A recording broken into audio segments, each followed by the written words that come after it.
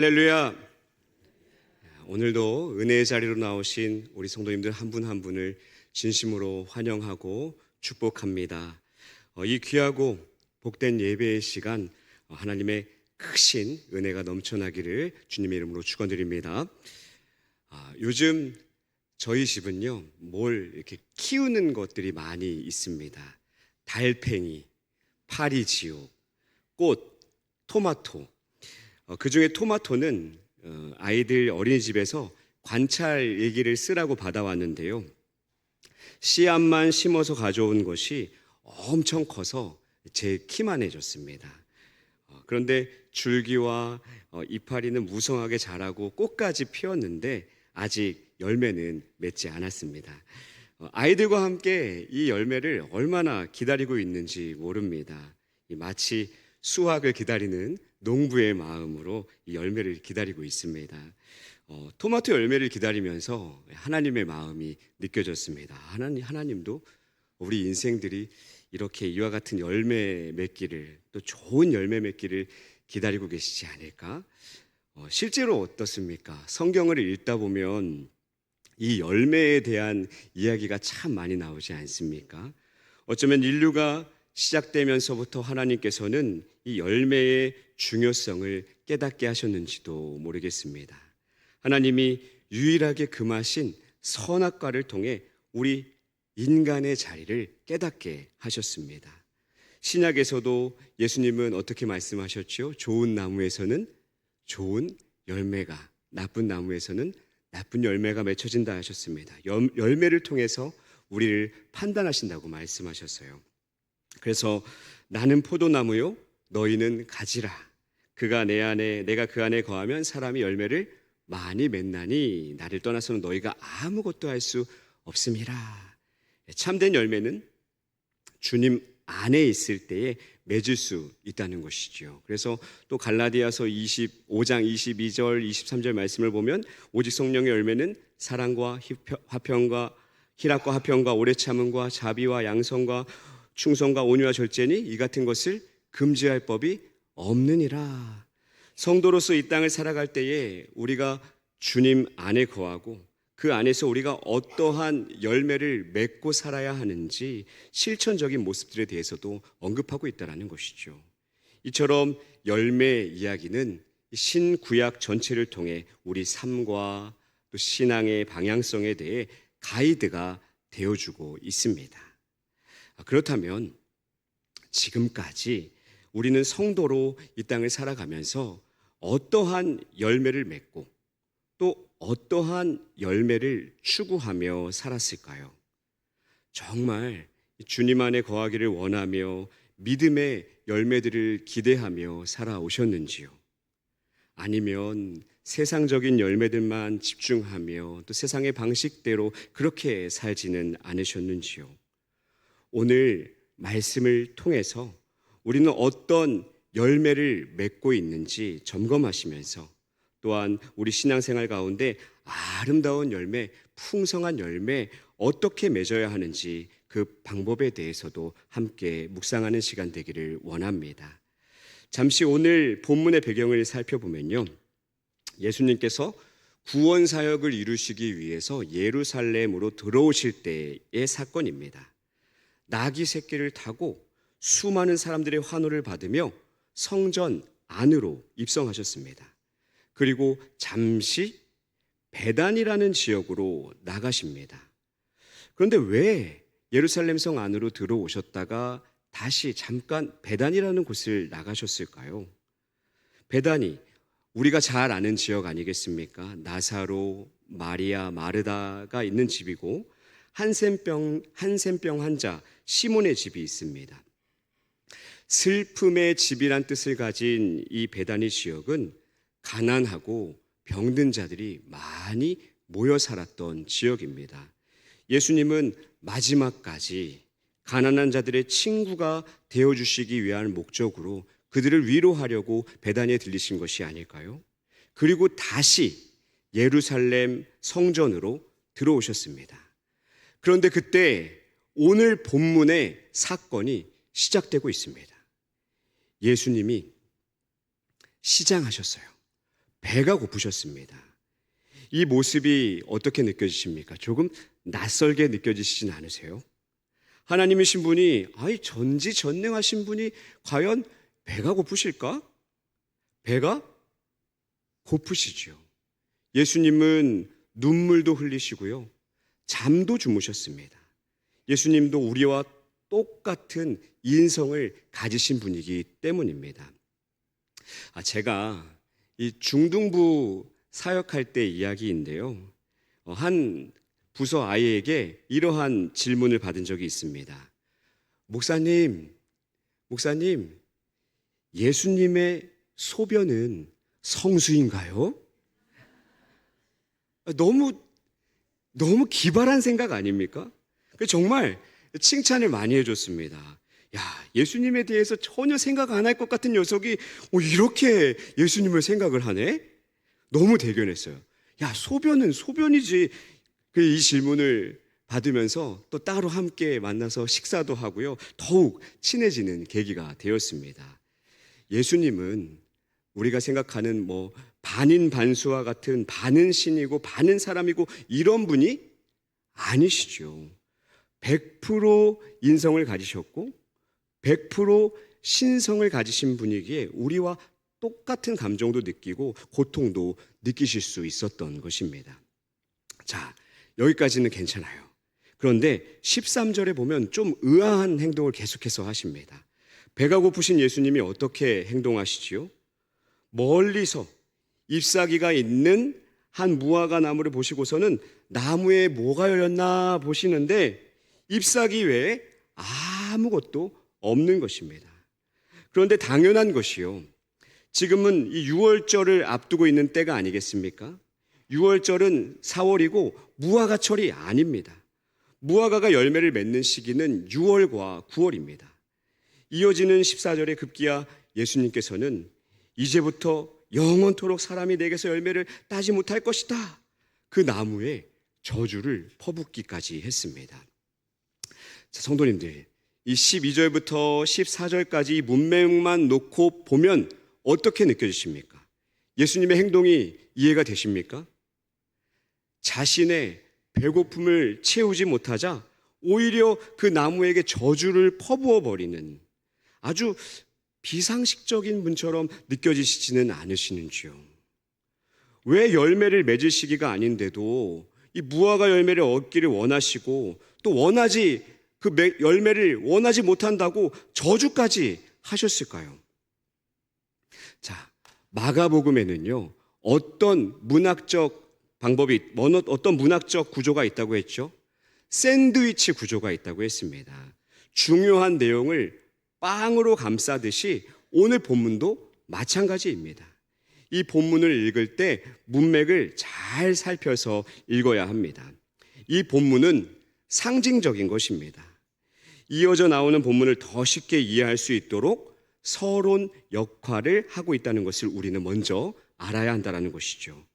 분명 무화과 때가 아니었음을 이미 예수님은 알고 계셨지만 이 나무를 저주하셨다는 것입니다. 무엇을 상징하기 위해서 이런 난해한 본문을 우리에게 주셨을까요?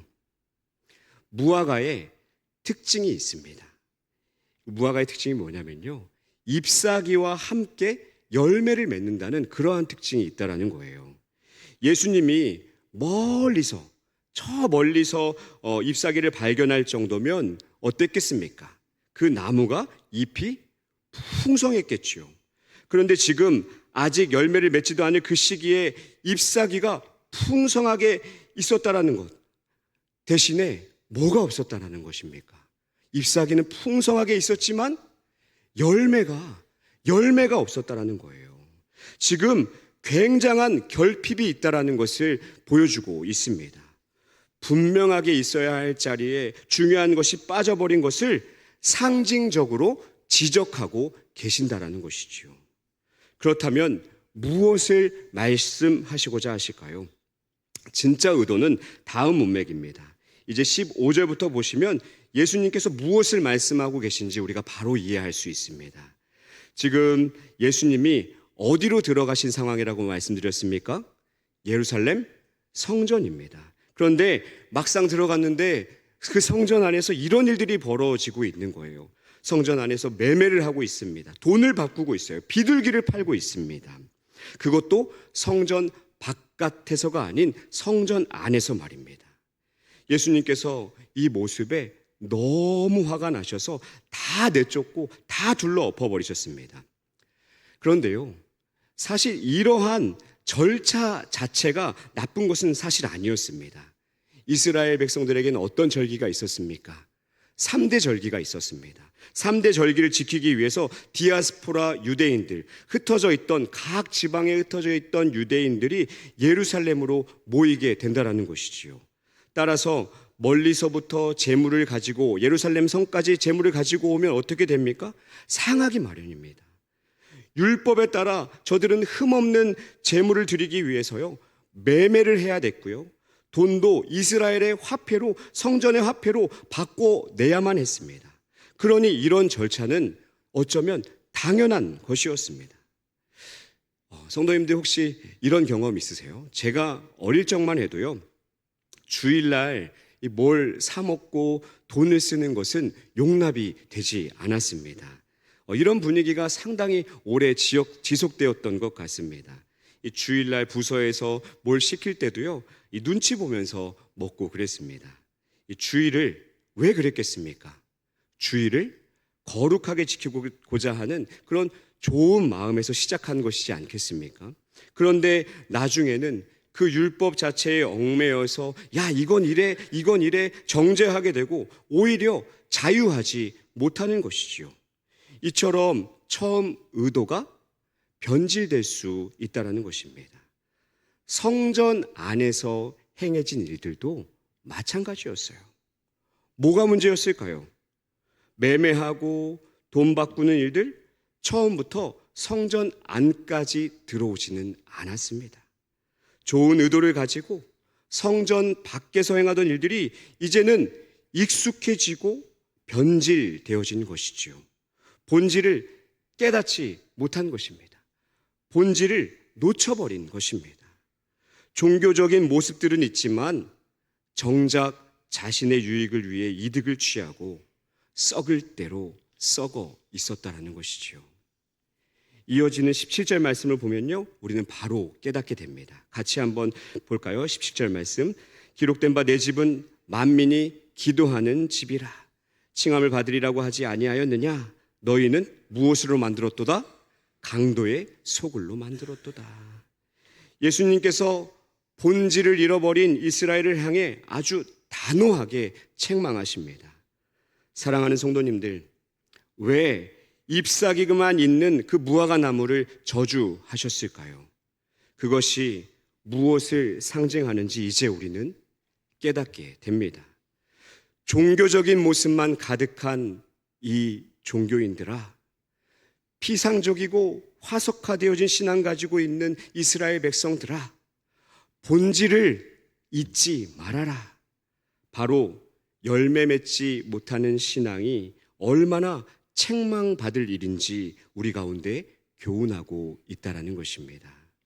사랑하는 성도님들, 혹시 우리도 열매 없는 이 무화과 나무와 같지는 않았을까요? 성전 안에 종교인들과 같지는 않았을까요?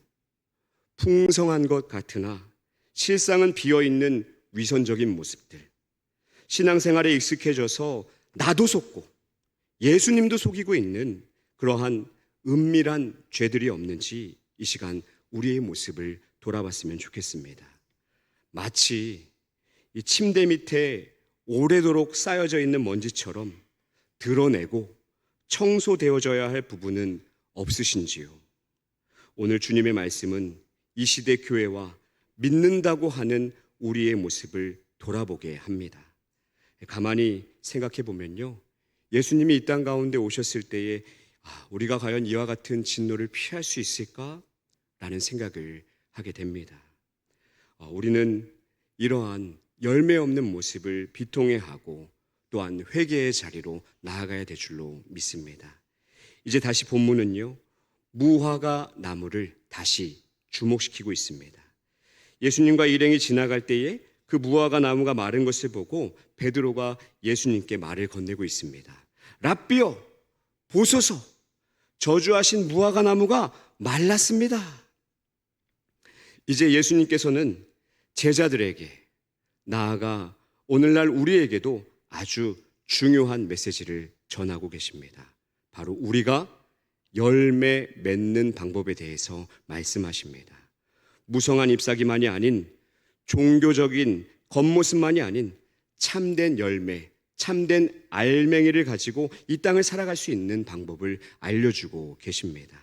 사랑하는 성도님들, 오늘 이 말씀을 통해서요, 남은 후반기와 모든 우리의 인생이 주님이 원하시는 그런 아름다운 열매, 풍성한 열매로 가득하기를 간절히 소망합니다. 첫 번째로 우리가 풍성한 아름다운 주님이 원하시는 그러한 열매를 맺기 위해서는요, 하나님을 의심하지 않고 믿는 것입니다. 하나님을 의심하지 않고 믿는 것입니다. 이 자리에 계신 성도님들 중에 하나님을 믿지 않는 성도님들 계신가요? 안 계시죠. 단 한 분도 안 계시죠. 오늘 본문도 마찬가지였습니다. 이 18절에 언급되는 대제사장, 서기관, 성전 안에 있는 사람들 다 하나님을 열심히 믿던 사람들이었어요. 그런데요, 저들이 놓친 것이 무엇입니까? 예수님이 하나님이신 것을 믿지 못했다는 것입니다. 의심했습니다. 예수님의 교훈은 놀랍게 여기면서 오히려 자신의 기득권을 유지하기 위해 오히려 예수님을 죽음의 자리로 내몰았습니다. 그래서 우리 주님은 이렇게 말씀하십니다. 23절 말씀입니다. 이 산더러 들리어 바다에 던져지라 하며 그 말하는 것이 이루어질 줄 믿고 마음에 의심하지 아니하면 그대로 되리라. 어떻게 산이 바다로 던져질 수 있겠습니까? 믿을 수 있으십니까? 의심하게 됩니다. 그런데요, 하나님을 믿는 것이 바로 이와 같은 것입니다. 어쩌면 이것보다 더한 것일 수도 있겠죠. 산더러 바다에 던져지라는 것도 의심하는 우리인데, 하나님이 우리를 위하여 친히 이 땅 가운데 오신 분이라는 것을 어떻게 믿을 수 있겠습니까? 사랑하는 성도님들, 먼저는요, 온 우주 만물을 운행하시는 하나님이 우리의 하나님이라는 사실을 꼭 믿으시기를 바랍니다. 그러한 하나님이 나를 위해, 죄 많은, 의심 많은 나를 위해 이 땅 가운데 오셨고, 나의 주님이심을, 그러한 주님이 나의 주님 되심을 인정하시는 우리 모두가 되기를 주님의 이름으로 축원드립니다. 그런데요, 진짜 중요한 것은요, 의심하지 말라는 것이 믿습니다. 예, 믿습니다. 무턱대고 믿으라는 것이 아닙니다. 하나님은 어떤 하나님이세요? 하나님은 인격적인 하나님이십니다. 우리와 교제하기를 원하시는 하나님이세요. 그러한 하나님께서 과연 믿습니다. 어떤 이러한 맹목적인 신앙만을 바라시지는 않겠지요. 만약에 그러한 하나님이라면 예수님의 제자인 도마는 정말 믿음 없는 사람으로 끝났을 것입니다. 도마가요, 부활하신 예수님을 만났을 때에, 그때 믿지 못했을 때에 예수님이 뭐라고 하시지요? 만져봐라. 손가락을 내밀어서 못 박힌 손도 만져보고 옆구리에도 한번 손 넣어봐라. 이렇게 말씀했습니다. 그렇게 해서 믿음 없는 자가 되지 말고 믿는 자가 되라고 하셨습니다. 즉, 의심하지 말라는 것은요, 행동하라는 것을 의미한다라는 것입니다. 기도도 안 하고 말씀도 보지 않고 무턱대고 의심하고 안 믿는 것이 아니라 예수님의 말씀도 보면서 예수님 앞으로 나와서 질문도 하고 따지기도 하고 행동하라는 것이지요. 그때 도마의 고백이 무엇입니까? 주는 나의 주님이시요 나의 하나님이십니다. 이 위대한 고백을 하게 되었다라는 사실입니다. 주는 그리스도시요 살아계신 하나님의 아들이십니다. 이 위대한 베드로의 고백만큼이나 이 도마의 고백도 너무 위대한 고백이라는 것이지요. 사랑하는 성도님들, 하나님은요, 이 세상을 창조하셨고 다스리시는 창조주 하나님이십니다. 죄 많은 우리를 구원하시기 위해 친히 이 땅 가운데 오신 구속주 하나님이십니다. 그리고 우리 안에 내주하시며 우리를 늘 인도하시는 성령 하나님이십니다. 또한 이 땅 가운데 반드시 다시 오셔서 심판하실 심판주 하나님이십니다. 우리가 열매 맺는 신앙인이 되는 첫 번째 방법, 바로 여기에 있는 줄로 믿습니다. 이와 같은 하나님을 믿는 것, 우리를 위해 낮춰주시고 맞춰주신 그 인격적인 하나님이라는 사실을 믿는 그 믿음일 때에 우리는 비로소 열매 맺는 신앙을 맺게 되는 줄로 믿습니다. 두 번째로요, 우리가 열매 맺는 신앙을 갖기 위해서는 기도하며 믿는 것입니다. 24절 말씀을 한번 볼까요? 그러므로 내가 너희에게 말하노니 무엇이든지 기도하고 구하는 것은 받은 줄로 믿으라. 그리하면 너희에게 그대로 되리라. 아멘. 이 말씀을요, 우리는 잘 해석해야 합니다.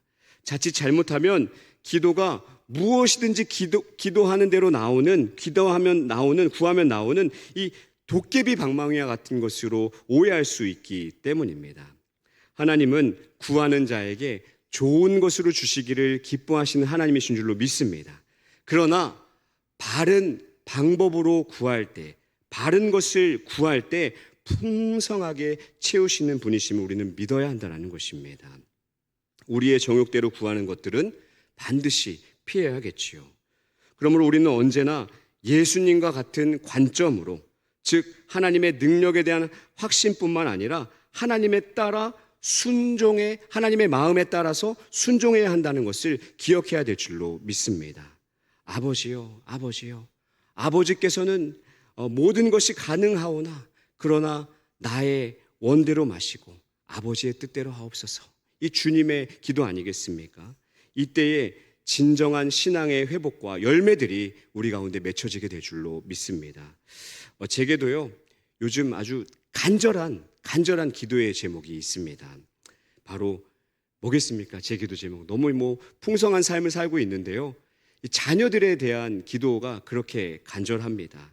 자녀들이 예배도 잘 드렸으면 좋겠고, 밥도 잘 먹었으면 좋겠고, 일찍 잤으면 좋겠고, 건강하게 잘 크면 좋겠다라는 어떤 그런 제 간절한 기도의 제목이 있습니다. 근데요, 아빠의 마음을 알까요?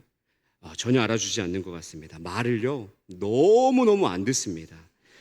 그렇다고 제가 아이들과 친하게 안 지내는 것도 아닙니다. 잘해줍니다. 레슬링도 많이 하고요, 정말 잘 지내고 있습니다.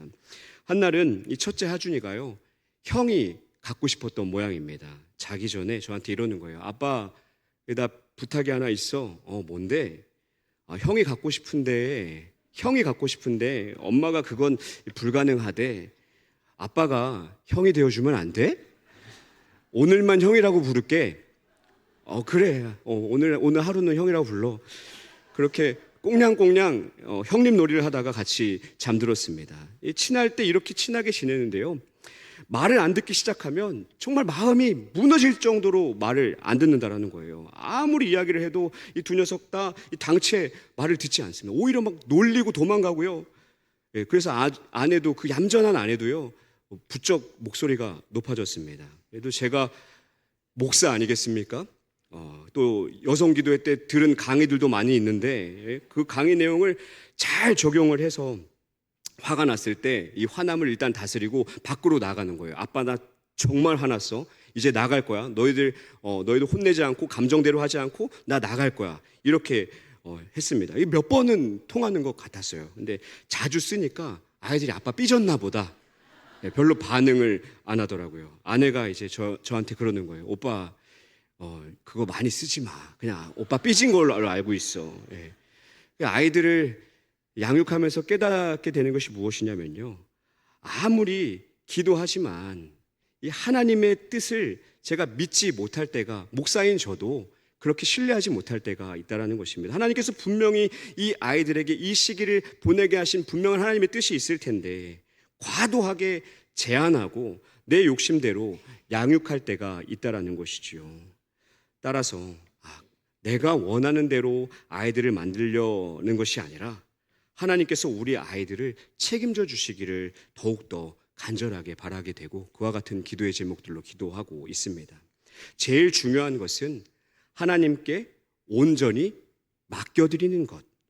기도하며 하나님께서 가장 선한 길로 인도하심을, 그렇게 역사하심을 믿고 그렇게 하나님께 모든 것을 드리며 그 시간을 선점하는 것이 정말 가장 우리에게 중요하다는 것을 깨닫게 되었습니다. 우리 삶의 모든 자리, 제 이야기뿐만 아니라 우리 성도님들 모두 공감하시는 이야기 아니겠습니까? 우리가 열매 맺는 이 신앙을 갖기 위해서는요, 하나님께 온전히 맡기시고 믿음으로 하나님께서 모든 것 하신다라는 그러한 믿음으로 기도하시는 저와 우리 성도님들 되시기를 주님의 이름으로 축원드립니다. 마지막 세 번째로 우리가 열매 맺는 신앙을 갖기 위해서는요, 용서하는 것입니다. 25절 말씀입니다. 서서 기도할 때에 아무에게나 혐의가 있거든 용서하라. 그리하여야 하늘에 계신 너희 아버지께서도 너희 허물을 사하여 주시리라 하시니라. 갑자기 용서 이야기가 나오는데요, 이 용서가 무슨 신앙의 열매와 상관이 있나요? 지금 종교 지도자들의 모습을 한번 생각해 보십시오. 자기 의로 가득 차서 조금만 자기 기준에 벗어나면 바로 정죄입니다.